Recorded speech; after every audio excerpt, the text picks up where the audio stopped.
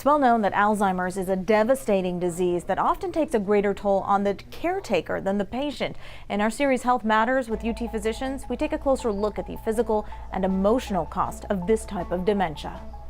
Alzheimer's disease is a type of dementia that affects memory, thinking, and behavior. Dr. Faith Atai, a geriatrician with UT Physicians, says it's something that's typically diagnosed after people other than the patient recognize the signs. A lot of times people don't notice until something significant happens, like a person getting lost in a familiar environment or leaving the stove on, or forgetting a very familiar place or name. Dr. Atai says with so many people living longer and independently, and with COVID keeping many families apart over the last year, it's more important than ever that families make sure loved ones see a doctor as soon as there are signs of the disease or concerns.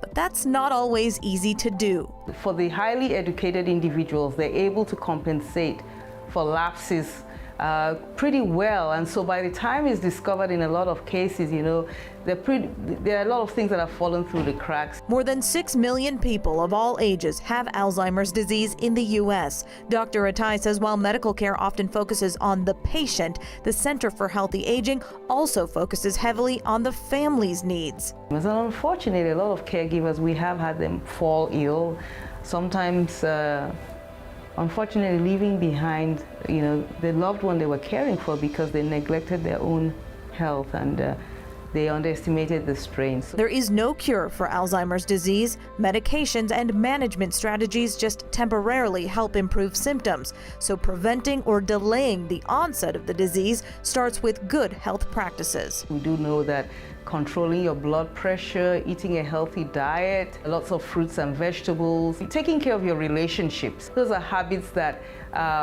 we develop when we're young and we carry into our old age. For more on our series with UT Physicians, just go to khou.com/healthmatters.